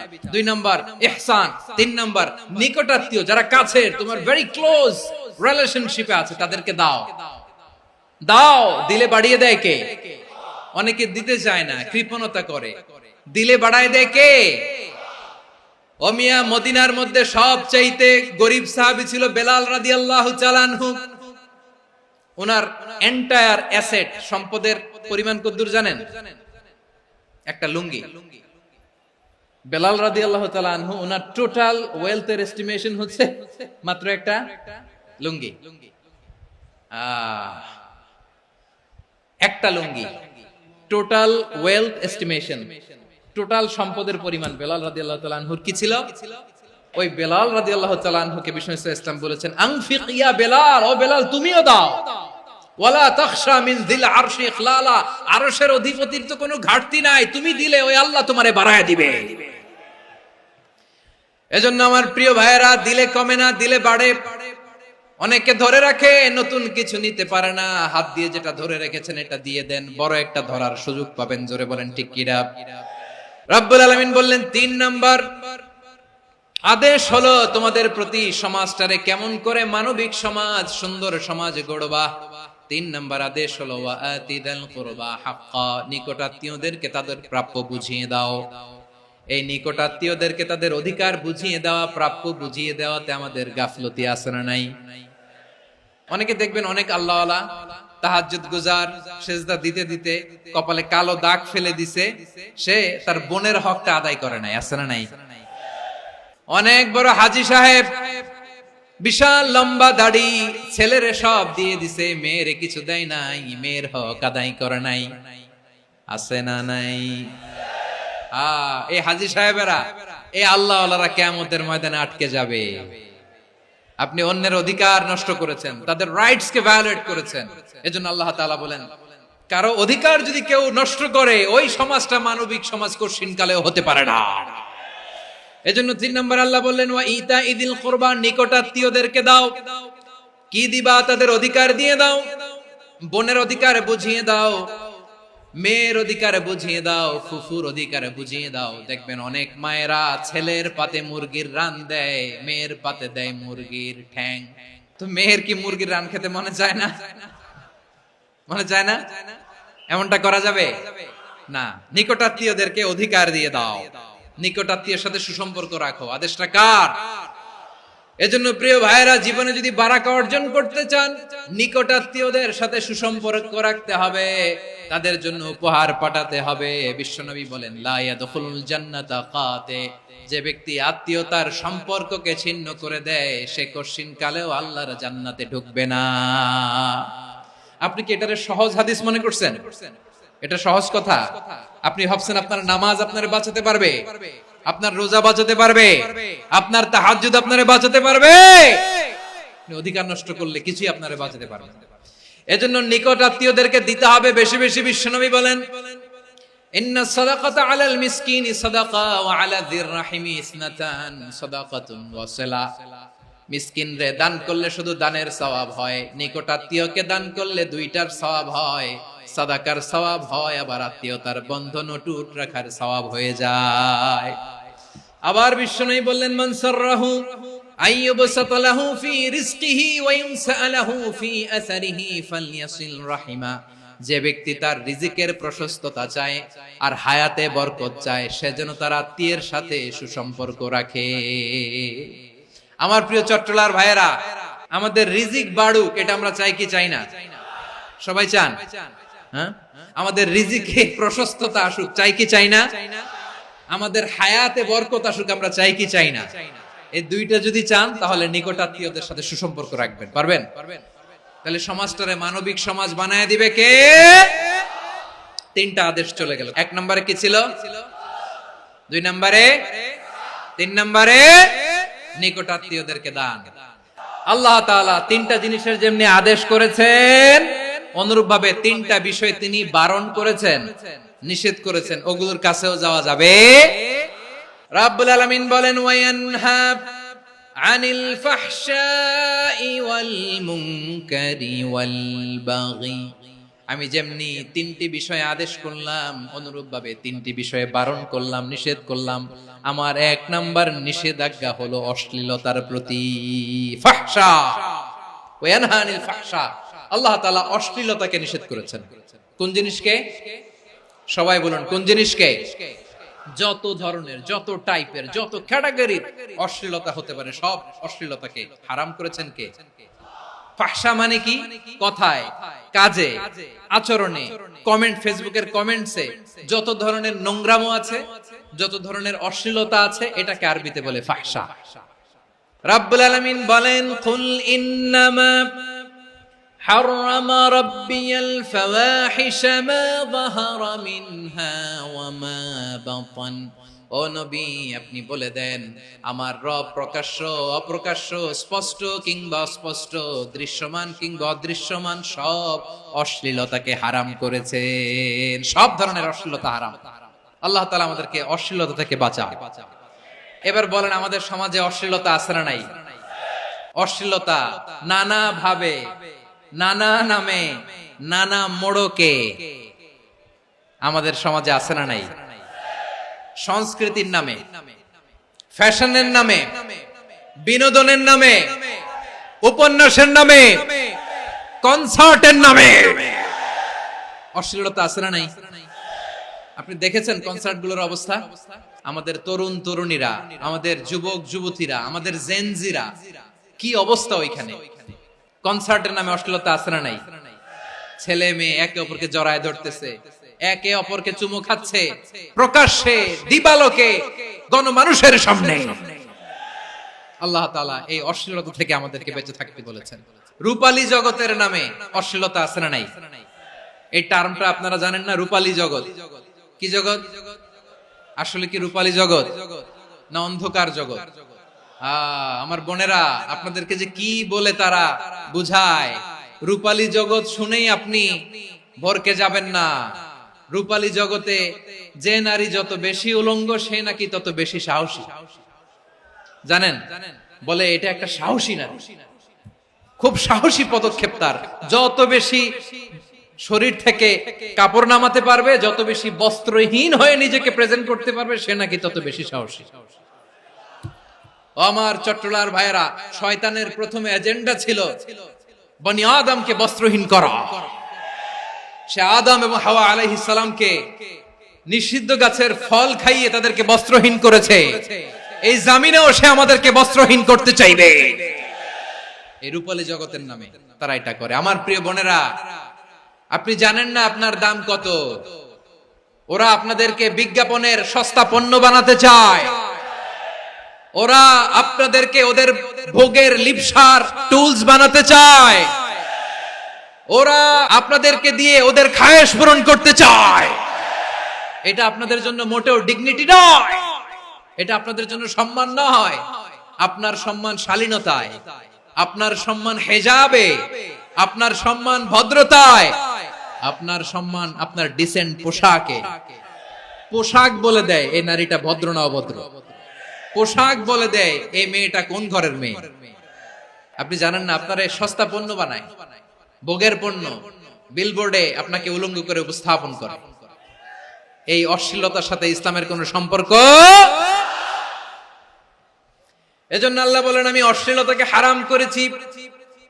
অশ্লীলতাকে হারাম করার প্রথম কারণ হলো এর মাধ্যমে মানবতাকে অপমানিত করা হয়। কারণ মানুষের সম্মান মানুষের পোশাকে। মানুষ যখন পোশাকহীন হয়ে যায়, বস্ত্রহীন হয়ে যায়, তার সম্মান কমে যায়। ঠিক কিনা? অশ্লীলতাকে হারাম করার প্রথম কারণ হচ্ছে মানুষ মানুষকে অপমান করে। একটা নারী, সে তো সম্মানিত, নারী যে কত সম্মানিত নারীরা এটা বুঝেই নাই। বিশ্বনবী বলেন আদ-দুনিয়া কুল্লুহা মাতা ওয়া খায়রু মাতা'আদ দুনিয়া আল মারআতু সালিহা। আমার বোনেরা, 5টা প্যান্ডেলে আপনারা এলইডিতে আমার আলোচনা শুনছেন আমি জানি। আপনাদের এই গর্ভ যে কত দামি আপনি জানেন না। আপনার পেট থেকেই আসবে আগামী দিনের সালাহুদ্দিন আল আইয়ুবী। আপনার পেট থেকেই আসবে অনাগত দিনের ইমাম মাহদী আল মুনতাযর। আপনার পেট থেকেই আসবে অনাগত দিনের ফয়সাল, ওয়াসিম, মুগ্ধ, আবু সাইদের মতো বীর যোদ্ধা। আমার প্রিয় বোনেরা, আমার প্রিয় বোনেরা, বিশ্বনবীর কথার ওজন খেয়াল করেন। আদ-দুনিয়া কুল্লুহা মাতা ওয়া খায়রু মাতা'আদ দুনিয়া আল মারআতু সালিহা। দুনিয়ার সবকিছুই অ্যাসেট, এর মধ্যে সবচেয়ে দামি অ্যাসেট নেককার নারী। আপনার গর্ভ যে কত দামি আপনি জানেন না। নিজের সময়টাকে কাজে লাগান, কোরআন পড়েন, সুন্নাহ পড়েন। আপনার অনেক দায়িত্ব ঘরে। You are the MD of your family. একটা family it's a very big institution. পরিবার একটা অনেক বড় প্রতিষ্ঠান। And you are the MD of your institution. আপনি এই পরিবারের MD, managing director of your family. এখানে আপনার কত দায়িত্ব। আপনি ছেলে মেয়েদেরকে তারবিয়া করবেন। আপনি আপনার স্বামীর জন্য ঘরটারে জান্নাতের নীর বানাবেন। আপনার জন্য জান্নাতের ডুপ্লেক্স বাড়ি ওইখানে তৈরি করে রাখবে কে? আপনি যে কত দামি আপনি জানেন না। নারীদেরকে আল্লাহ বানিয়েছেন উচ্চতর করে, নিম্নতর নয়। নারীদেরকে ছোট্ট জিনিস দিলে এটারে বড় করে দেয়। নারীদেরকে ভ্রূণ দিলে, শুক্রাণু দিলে নারী এটারে বাচ্চা হিসেবে উপহার দেয়, ঠিক কিনা? বিয়ের মাধ্যমে স্বামী যখন তার শুক্রাণু তার স্ত্রীকে উপহার দেয়, স্ত্রী রিটার্নে কি উপহার দেয়? ফুল ফর্ম বেবি, মানব সন্তান। দেখছেন, আপনি দিলেন একটুকুনি, দিছে বিশাল। আপনি যদি নারীকে বাজার এনে দেন, নারী এটাকে সুস্বাদু খাবারে রূপান্তর করে দেয়। আপনি তাকে একটা মুচকি হাসি দিয়ে দেন, সে তার কলিজা দিয়ে দেয়। কিন্তু যদি আপনি তার মনে কষ্ট দেন, সে আপনার জীবনকে জাহান্নাম বানায়া দেয়। নারীর মন বুঝতে পারলে নেয়ামত, বুঝতে না পারলে কিয়ামত। আমার প্রিয় বোনেরা, আপনি যে কত দামি আপনি জানেন না। অনেক দামি আপনি। আপনাদেরকে যেন ভোগের সস্তা পণ্য বানাতে না পারে, আপনাদেরকে সচেতন থাকতে হবে। তাহলে কেন আল্লাহ তাআলা এই ফাহশা, অশ্লীলতাকে হারাম করলেন? 1 নাম্বার, এতে হিউম্যান ডিগনিটি কমে। 2 নাম্বার, এতে মানুষের অধিকার নষ্ট হয়। আপনি বিয়ে করেছেন, এরে পরকিয়া করেন, ওর সাথে এরকম আছে না নাই? স্ত্রীর অধিকার নষ্ট করেছেন। আপনি বিবাহ সম্পর্কে আবদ্ধ হয়েছেন তার সাথে, আপনি পরকিয়া করেন ওই ছেলের সাথে, আপনি আপনার হাজবেন্ডের সাথে বিট্রে করেছেন। এজন্য আল্লাহ অশ্লীলতাকে হারাম করেছেন। অশ্লীলতাকে হারাম করার আরেকটা কারণ হচ্ছে আল্লাহ তাআলা এই হিউম্যান জেনারেশনকে এটাকে প্রিজার্ভ করতে চায়। হিফজুন নাসল, এটা মাকাসিদুশ শরিয়ার অনেক গুরুত্বপূর্ণ একটা মাকাসিদ, অনেক গুরুত্বপূর্ণ। আপনার নাসল, আপনার জেনারেশনকে সংরক্ষণ করা। এই যে আসতেছে ফেব্রুয়ারি, কত ফেব্রুয়ারি জানো? এটা কি বিশ্ব ভালোবাসা দিবস? হ্যাঁ, কি দিবস? এই বিশ্ব ভালোবাসা দিবসের সাথে মুসলমানদের কোনো সম্পর্ক নাই। আমার প্রিয় ভাইরা, এই যে আপনি অবৈধ সম্পর্কে জড়ালেন, কেন আল্লাহ অশ্লীলতাকে হারাম করেছে দেখেন। বলতেছিলাম যে এটা আপনার নাসল, আপনার জেনারেশন, আপনার লিনিয়েজ, আপনার বংশকে প্রিজার্ভ করা। কে কার বাবা, কে কার মা, বাবা মা জানা, প্রজন্মকে প্রিজার্ভ করা, এটা ইসলাম ওয়াজিব করে দিয়েছে। এই যে অবৈধ সম্পর্কের কারণে, বিশ্ব বেহায়া দিবসের কারণে, এগুলোর আউটকাম, আউটপুট হিসেবে মাঝে মাঝে ঢাকা মেডিকেলের ডাস্টবিনে নবজাতকের বাচ্চার কান্নার আওয়াজ শুনতে পাওয়া যায়। চট্টগ্রাম মেডিকেলের ডাস্টবিনে নবজাতকের কান্না শুনতে পাওয়া যায়। বীর চট্টলার মুসলমানেরা বুঝতে পারলে আওয়াজ করে বলেন, এই যে চট্টগ্রাম মেডিকেলে যে নবজাতকটা পাওয়া গেল, ওর বাবাকে আমাকে বলেন, ওর মাকে, ও কোন ফ্যামিলির সন্তান কেউ জানে? আপনি হিউম্যান ডিগনিটিকে অপমান করেছেন না? আপনি তার ভবিষ্যৎকে অন্ধকার করেছেন না? আপনি তার লিনিয়েজকে প্রশ্নবিদ্ধ করে দিয়েছেন না? এই জন্য আল্লাহ তাআলা অশ্লীলতাকে আমাদের জন্য হারাম করে দিয়েছেন। পড়েন সুবহানাল্লাহ। এই জন্য রাব্বুল আলামিন বলেন, কুল ইন্নামা হারামা রাব্বিয়াল ফাওয়াহিশা মা যাহারা মিনহা ওয়া মা বাতান। প্রকাশ্য অপ্রকাশ্য সব অশ্লীলতাকে হারাম ঘোষণা করে দিয়েছে কে? আবার দুনিয়ার বুকে যারা অশ্লীলতার প্রসার করে তাদের জন্য শাস্তি মজুদ রেখেছে কে? রব্বুল আলামিন বলেন, ইন্নাল্লাযীনা يحبون أن تشيع الفاحشة في الذين آمنوا لهم عذاب أليم في الدنيا والآخرة والله يعلم وأنتم لا تعلمون নিশ্চয়ই যারা বিশ্বাসীদের মাঝে অশ্লীলতার প্রচার প্রসার করতে চায় তাদের জন্য আমি মর্মন্তুদ শাস্তি প্রস্তুত করে রেখেছি, দুনিয়াতেও রেখেছি, আখিরাতেও রেখেছি। ঘোষণাটা কার? যারা এই নাটকের নামে, সিনেমার নামে, রূপালী জগতের নামে, মুভির নামে, ওটিটি প্ল্যাটফর্মের নামে আমার সমাজে অশ্লীলতা ছড়াতে চায় তাদের জন্য কঠিন মর্মন্তুদ শাস্তি মজুদ রেখে দিয়েছে কে? ও আমার বোনেরা, এখনো আপনি জাগবেন না? এখনো আপনার চিন্তার দুয়ারে এখনো নাড়া পড়ে নাই? ওরা আপনাকে উলঙ্গ বানাতে চায়, ওরা আপনাকে আইটেম গার্ল বানাতে চায়। এজন্য ইসলাম অশ্লীলতাকে হারাম করেছে। হারাম। ইসলাম বলেছে যোজন যোজন দূরে থাকো, ওরা বলে না কাছে আসো, কাছে আসার গল্প, ক্লোজ আপ ওয়ান, কাছে আসার গল্প আছে না নাই? তাহলে অশ্লীলতার সাথে আমাদের কোনো সম্পর্ক? সবাই বলতে পারেননি, আওয়াজ করে বলুন, অশ্লীলতার সাথে আমাদের কোনো সম্পর্ক? আমরা এই সমস্ত ক্লোজ আপ ওয়ান, কাছে আসার গল্পের প্রোগ্রামে যাব? আমরা কোন ধরনের অশ্লীল কন্টেন্ট সোশ্যাল মিডিয়ায়, টিভিতে দেখব? কি যুগ যে আমরা কাটাচ্ছি আপনি কল্পনা করতে পারবেন না। পর্ন ইন্ডাস্ট্রি, নারী পুরুষের বস্ত্রহীন যুগল দৃশ্য, এটাকে দিয়ে ওরা কোটি ডলারের ইন্ডাস্ট্রি বানিয়েছে। পুরো মানব ইতিহাসে এরকম জঘন্য সময় মানব ইতিহাস পার করে নাই। পর্ন এটা ইন্ডাস্ট্রি হয়ে গেছে।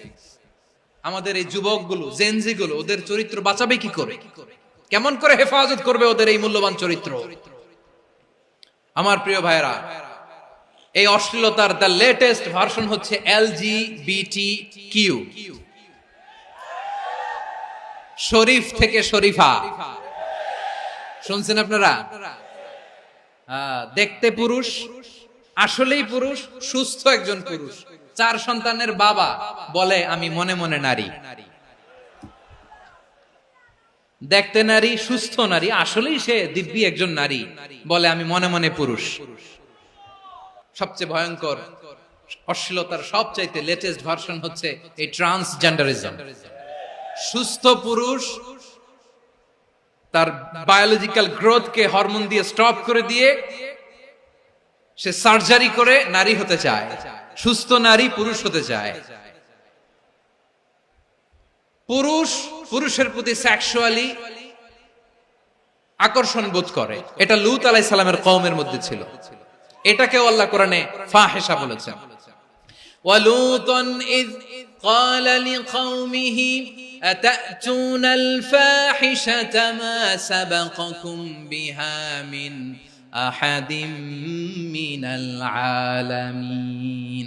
লূত আলাইহিস সালাম বললেন, তোমরা কি এমন এক অশ্লীল কার্যক্রমে ডুব দিলে নাকি যেটা গোটা বিশ্বের কেউ কখনো করে নাই, তোমরাই প্রথম করেছো। পড়েন নাউযুবিল্লাহ।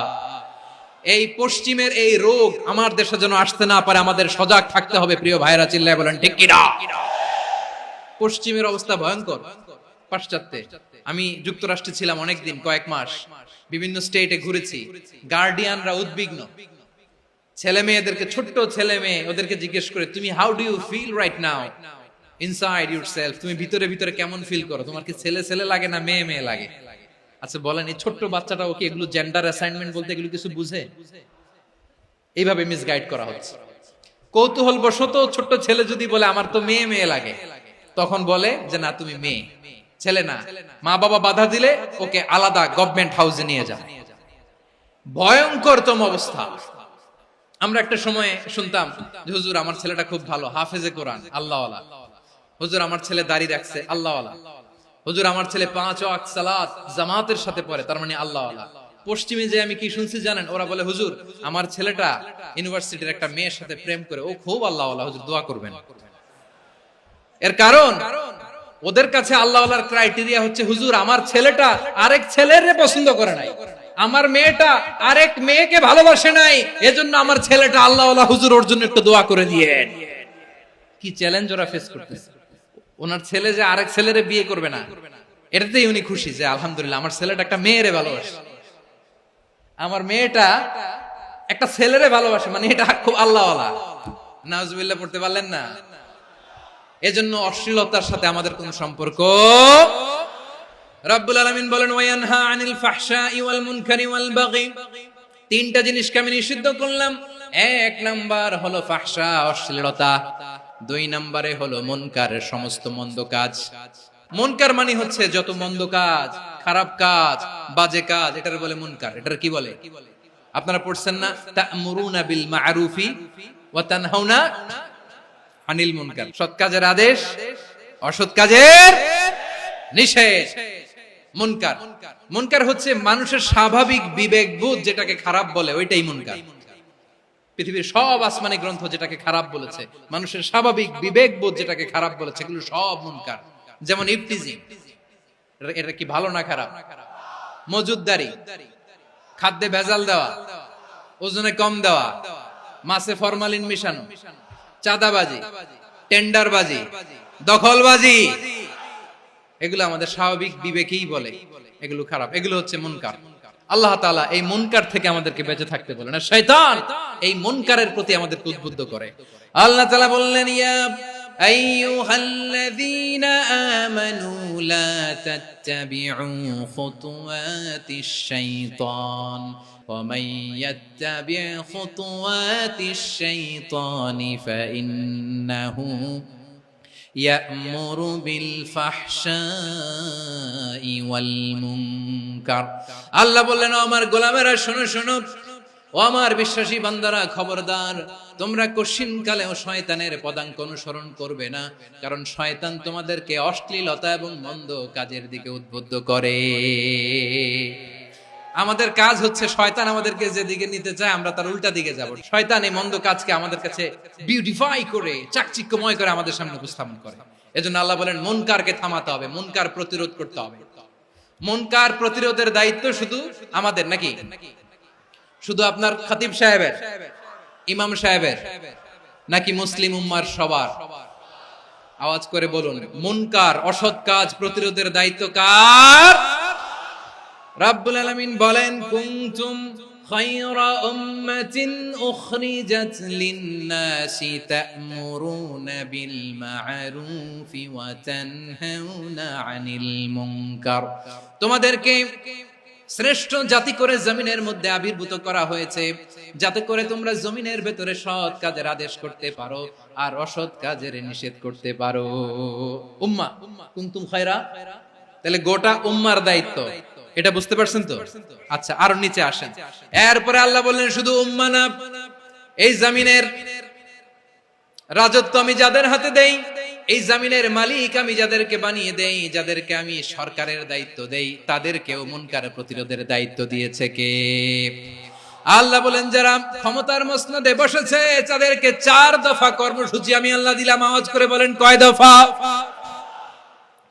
আল্লাহ বলেন, আল্লাযীনা ইম্মাক্কান্নাহুম ফিল আরদি আকামুস সালাতা ওয়া আতাউয যাকাতা ওয়া আমারু বিল মা'রুফি ওয়া নাহাউ আনিল মুনকার ওয়ালিল্লাহি আকিবাতুল উমুর।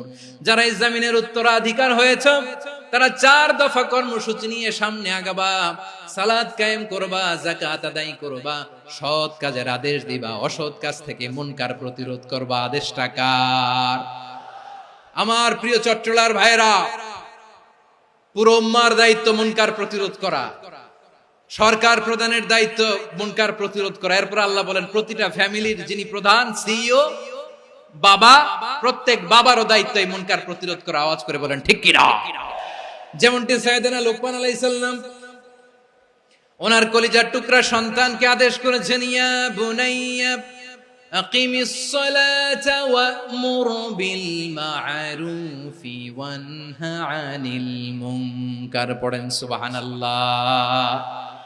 বাবা ছেলেকে সবক দিচ্ছে, লোকমান আলাইহিস সালাম ছেলেকে বলতেছে, ওরে আমার কলিজার টুকরা সন্তান, ওরে আমার বাছা, নামাজ কায়েম করবা, সৎ কাজের আদেশ দিবা, আর মুনকার প্রতিরোধ করবা, অসৎ কাজ, সমাজ থেকে খারাপ কাজকে ঝেঁটে বিদায় করে দিবা। তাহলে দেখেন আমি স্টেপ বাই স্টেপ নামলাম। পুরা উম্মার দায়িত্ব, জমিনের উত্তরাধিকারী আল্লাহ যাদেরকে বানিয়েছেন সরকার, তাদের দায়িত্ব, প্রতিটি ফ্যামিলির প্রধানের দায়িত্ব, এরপরে বিশ্বনবী বলেন সচেতন প্রতিটি মুসলিমের দায়িত্ব সমাজ থেকে মুনকারকে উৎখাত করা।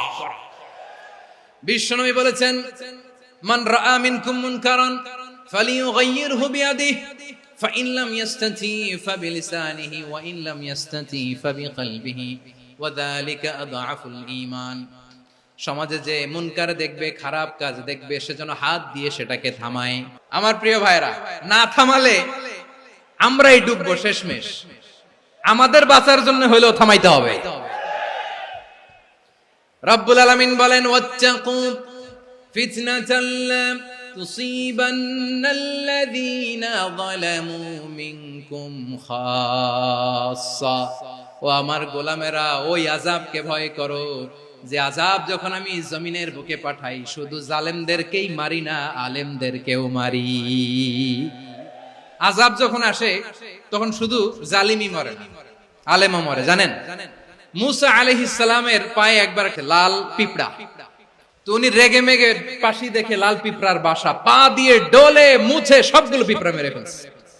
এই ঘটনাটা আল্লাহ ঘটিয়েছেন এজন্য মুসা আলাইহিস সালাম ছিলেন কালিমুল্লাহ, সরাসরি আল্লাহর সাথে কথা বলতেন। তিনি আল্লাহকে জিজ্ঞেস করেছিলেন, আল্লাহ তুমি যখন কোন জনপদে আযাব পাঠাও, শাস্তি দাও, ওখানকার শুধু জালেমরাই তো মরে না, ভালো মানুষগুলাও মরে, তো আযাব দিবা মুশরিকদের উপর দিবা, অবাধ্যদের উপর দিবা, ভালো মানুষগুলোরে মারো কেন?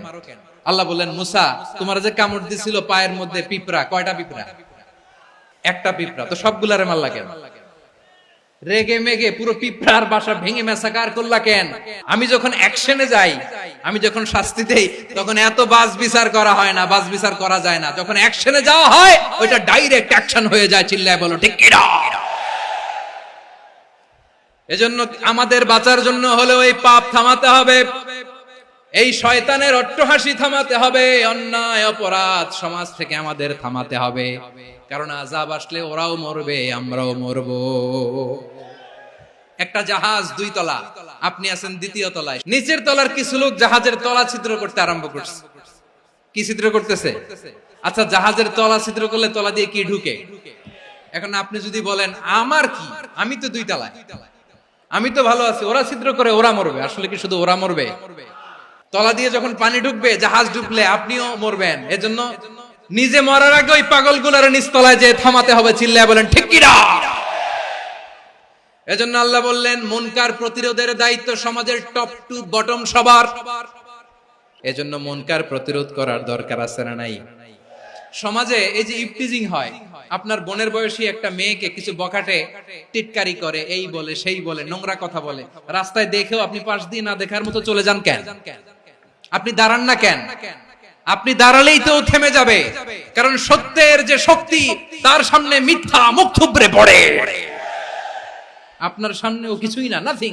আপনি দাঁড়ান, ওকে প্রশ্ন করেন যে আমার বোনকে তুমি ডিস্টার্ব করো কেন? আপনাকে দেখে আরো 5 জন দাঁড়াবে, 5 জনকে দেখে আরো 10 জন দাঁড়াবে। আমাদের নীরবতা আর আমাদের নিশ্চুপ থাকাই জালিমদেরকে আরো শক্তিশালী জালিম বানিয়েছে। এজন্য মুনকার প্রতিরোধের দায়িত্ব আমাদের সবার। টেন্ডারবাজি, চাঁদাবাজি, দুর্নীতি, অপরাধ, দখলদারিত্ব, মজুদদারি, এগুলো সবকিছু একসাথে প্রতিরোধ করতে হবে। ঠিক কিনা বলেন? একটা মানবিক সমাজ যদি চাই, প্রতিরোধ করতে হবে। প্রিয় ভাইয়েরা, আল্লাহর শপথ নিয়ে বলি, এই নাসিহাত গুলো সবার জন্য, সব দলের জন্য, সব মতের মানুষের জন্য। আমরা কোন দলের প্রতি মানুষকে ডাকি না, আমরা ডাকি ইসলামের দিকে। সব দলের, সব মতের, সব মানুষদেরকে আমরা আহ্বান জানাই, আসুন আমরা একটা সুন্দর সমাজ বিনির্মাণ করি। এই যে নতুন বাংলাদেশের এক সুযোগ এসেছে, আর জীবনে হয়তো আসবে না, সামনের 100 বছর এই সময় আসবে না। আসুন দেশটাকে আমরা সাজাই, আসুন আমরা দুর্নীতি বন্ধ করি, আসুন আমরা চাঁদাবাজি বন্ধ করি, আসুন আমরা দখলদারিত্ব বন্ধ করি, আসুন আমরা এক দল আরেক দলকে নিশ্চিহ্ন করার যে রাজনীতি, এটা বন্ধ করি। সব দলের প্রতি আমার আহ্বান, আমরা চাঁদাবাজ মুক্ত বাংলাদেশ চাই, জুলুম মুক্ত বাংলাদেশ চাই, ফ্যাসিজম মুক্ত বাংলাদেশ চাই, গুণ খুন খারাপি মুক্ত বাংলাদেশ চাই। আমরা নতুন ভোরের বাংলাদেশ চাই। ওই বাংলাদেশ পাওয়ার জন্য মুনকার প্রতিরোধে, অন্যায় প্রতিরোধে যদি বাঘের বাচ্চার মতো, আবু সাইদের মতো দুই হাত উঁচু করে বুককে টান টান করে প্রসারিত করে দাঁড়াতে হয়, রাজি আছো মুসলমান? রাব্বুল আলামিন বলেন ওয়ায়ানহা আনিল ফাহশাই ওয়াল মুনকারি ওয়াল বাগি ইয়াইদুকুম লাআল্লাকুম তাযাক্কারুন। আল্লাহ বললেন আমি অশ্লীলতাকে নিষেধ করি, আমি সব ধরনের মন্দ কাজকে নিষিদ্ধ করি, সব শেষে আমি সীমা লঙ্ঘনকে তোমাদের জন্য নিষিদ্ধ করি। নিষিদ্ধ করেছেন কয়টা জিনিস? 1 নম্বরে অশ্লীলতা, 2 নম্বরে মুনকার তথা সব মন্দ কাজ, 3 নম্বরে আল বাগি সীমা লঙ্ঘন, ক্রসিং দ্য লিমিট। সীমা লঙ্ঘন করা ভালো না। We all should know our limits. চিল্লায় বলেন ঠিক কিনা? একই আয়াতে আল্লাহ বললেন কুল ইন্নামা حرم ربي الفواحش ما ظهر منها وما بطن والإثم والبغي بغير الحق। অন্যায় ভাবে যে অবাধ্য হয়, যে সীমা লঙ্ঘন করে, তাদেরকেও আমি এটা হারাম করে দিলাম। সীমা লঙ্ঘন করা হারাম। আল্লাহ বারবার বারবার আমাদেরকে ওয়ার্নিং দেয়। যখন আমরা থামি না তখন আল্লাহ ধরে, আর যখন ধরে তখন ছাড়ে না। ধরে ধরে ধরে না, ধরলে আল্লাহ ফেরাউনকে কিন্তু হুট করে ধরে নাই, আপনারা জানেন 9 বার ওয়ার্নিং দিয়েছে। ফেরাউনকে আল্লাহ তাআলা ওয়ার্নিং দিয়েছিল কয়বার? রাব্বুল আলামিন বলেন ওয়ালাকাদ আতাইনা মূসা 9 আয়াতিন বাইয়িনাত, 9টা মুআজিজা দেখিয়েছি। 1 2 3 বারবার এইভাবে রিমাইন্ডার, ওইভাবে রিমাইন্ডার, এইভাবে নসিহত, ওইভাবে দাওয়া। ফাকুলা লাহু কাওলান লাইয়িনা, নরম করে বলো, সফট করে বলো, যত ওয়ে হতে পারে দাওয়া মেথডোলজি। মুসা আলাইহিস সালামের সব অ্যাপ্লাই শেষ, 10ম বারে যে আল্লাহ ধরছে। 10ম বারে যে ধরেছে। এজন্য আল্লাহ বলেন আমি সীমা লঙ্ঘনকে পছন্দ করি না। কোরআনের অন্য আয়াতে বাগীকে বলা হয়েছে আল ইতিদা, সীমা লঙ্ঘন যারা করে তাদেরকে আল্লাহ বলেছেন মুতাদিন। ওয়াকাতিলু ফি সাবিলিল্লাহিল্লাযীনা ইউকাতিলুনাকুম ওয়ালা তা'তাদু ইন্নাল্লাহা লা ইউহিব্বুল মুতাদিন। আমি সীমা লঙ্ঘনকারীদেরকে কোশ্চিনকালেও পছন্দ করি না। আমরা যেন সীমা লঙ্ঘন না করি, রাজি আছেন তো? যে কোনো ক্ষেত্রে ইবাদতে যেন সীমা লঙ্ঘন না করি। অনেকে আমরা ইবাদতে সীমা লঙ্ঘন করে ফেলি। বিশ্বনবী সাল্লাল্লাহু আলাইহি ওয়াসাল্লাম যেটা শিখিয়েছেন এর বাইরে যে অতিরিক্ত বুজুর্গ হতে চায়, এরকম আছে না নাই? কোন ক্ষেত্রেই সীমা লঙ্ঘন করা যাবে, এমনকি যুদ্ধ ক্ষেত্রেও না। বিশ্বনবী সাল্লাল্লাহু আলাইহি ওয়াসাল্লাম বলেন খবরদার যুদ্ধ ক্ষেত্রেও সীমা লঙ্ঘন করো না। কি সুন্দর ইসলাম আমরা পেয়েছি। বিশ্বনবী বলেন খবরদার যুদ্ধের ময়দানে কোনো নারীর গায়ে হাত তোলো না, কোনো শিশুর গায়ে হাত তোলো না, কোনো গবাদি পশু হত্যা করো না, কোনো শস্য ক্ষেত্র ধ্বংস করো না, ইবাদতরত অন্য ধর্মের কোনো সন্ন্যাসীর গায়ে হাত তোলো না। বলেন সুবহানাল্লাহ। তাহলে আমরা সীমা লঙ্ঘন করতে পারবো? প্রিয় ভাইরা, একটা সুখী, সমৃদ্ধ, শান্তির সমাজ, মানবিক সমাজ যদি আমরা গঠন করতে চাই, আমাদের আল্লাহর দেয়া কয়টা আদেশ মানতে হবে বলেন দেখি? আর বেঁচে থাকতে হবে কয়টা জিনিস থেকে?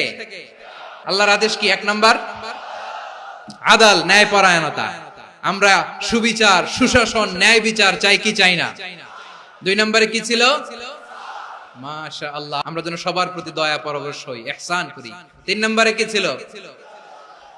নিকটাত্মীয়দের দান করা, তাদের অধিকার প্রাপ্য বুঝিয়ে দেওয়া। পাশাপাশি 3টা জিনিস থেকে আল্লাহ বারণ করেছেন, নিষেধ করেছেন। তার প্রথমটা ফাহশা, অশ্লীলতা। অশ্লীলতার সাথে আমাদের কোনো সম্পর্ক। 2 নম্বর নিষেধাজ্ঞা কি ছিল? আল মুনকার, সমাজের যত মন্দ কাজ এগুলোকে আমরা প্রতিরোধ করব। রাজি আছেন তো সবাই? 3 নম্বরে আল বাগী, সীমালঙ্ঘন। কোন মুসলিম সীমালঙ্ঘন করে না। রাব্বুল আলামিন শেষে বললেন ইয়াইদুকুম লাআল্লাকুম তাযাক্কারুন, আল্লাহ তোমাদেরকে উপদেশ দেন যাতে তোমরা শিক্ষা গ্রহণ করো। আমরা উপদেশ দেব, আমরা জোর করে কাউরে কিছু মানাতে চাই না। লা ইকরাহা ফিদ্দিন ওয়াযাক্কির ফাইন্না যিকরা তানফাউল মুমিনিন। উপদেশ দিলে এটা মুমিনদের কাজে দেয়। লাস্তা আলাইহিম বিমুসাইতির ইন্নামা আনতা মুযাক্কির। নবী হে, আপনি রিমাইন্ডার দাতা, আপনি উপদেশ দিবেন। আমরাও বিশ্বনবীর এই হাদিসগুলো থেকে, কোরআনের আয়াত থেকে রিমাইন্ডার, এই কথামালা বাণী বাহক হিসেবে এই বাণীগুলো আপনাদের সাথে কাছে পৌঁছে দিলাম। আমরা আল্লাহ তাআলার কাছে প্রার্থনা করি, আল্লাহ আমরা যেন আদল দিয়ে আমাদের সমাজকে গঠন করতে পারি। আল্লাহ আমরা যেন ইহসান করতে পারি, আমরা যেন নিকটাত্মীয়দের দান করতে পারি। আল্লাহ যত ধরনের অশ্লীলতা, অনাচার, মন্দ কাজ, সীমালঙ্ঘন, অবাধ্যতা থেকে যেন আমরা বেঁচে থাকতে পারি। আল্লাহ তাআলা আমাদের সবাইকে কথাগুলো বোঝার ও আমল করার তৌফিক দান করুক। হাযা মা ইনদি ওয়াল ইলমু ইনদাল্লাহ আলাইহি তাওয়াক্কালতু ওয়া ইলাইহি উনীব। সুবহানাকাল্লাহুম্মা বিহামদিকা আশহাদু আল্লা ইলাহা ইল্লা আনতা আস্তাগফিরুকা ওয়া আতুবু ইলাইক।